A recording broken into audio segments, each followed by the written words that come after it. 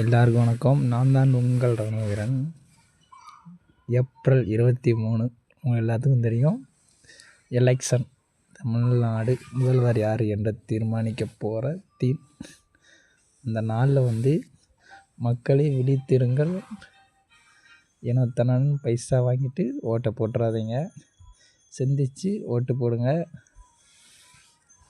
4 முனை போட்டி அப்படிங்கிற மாதிரி கேள்விப்பட்டேன்.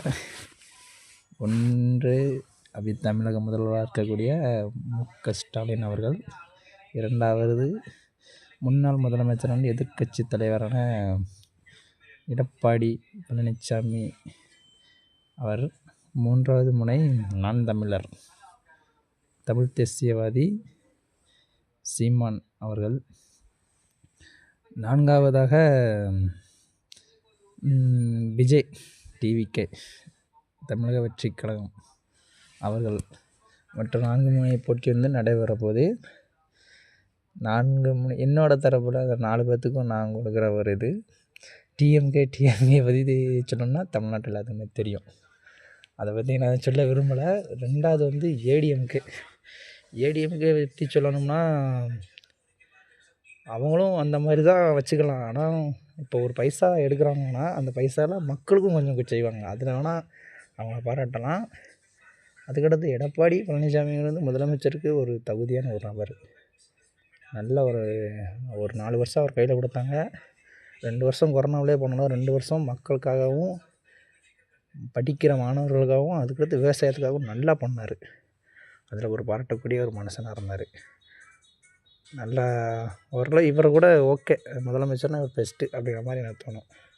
அடுத்ததாக என்டிகேனா தமிழ் தேசியம், தமிழர்கள் தான் நம்ம தமிழ்நாட்டை ஆளணும் அப்படிங்கிற மாதிரி சீமானை கொண்டு வராரு. அவரோட திட்டங்கள், அவர் சொல்கிற எனக்கு இந்த இலவசமே வேண்டாம் அப்படிங்கிற மாதிரி சொல்லுது எனக்கு பிடிச்சிருக்கு. அதாவது இலவசம்னு சொல்லி மக்களை சோம்பை ஏற்கிறாங்கல்ல, அதிலிருந்து வெளியே கொண்டு வரணும் பார்க்குறாரு. நம்ம தமிழ்நாட்டோட பாரம்பரியமான விவசாயம், ஆடு வளர்ப்பு, கோழி வளர்ப்பு, இந்த மாதிரி நான் தமிழ்நாட்டை கொண்டு போவேன், வளர்ச்சி அடைய வைப்பேன், இவ்வளோ கடன் வாங்கியிருக்கு, இந்த கடனை நான் கட்டுவேன் அப்படிங்கிற மாதிரி சொல்கிறாரு. இன்னொரு அடுத்து விஜய்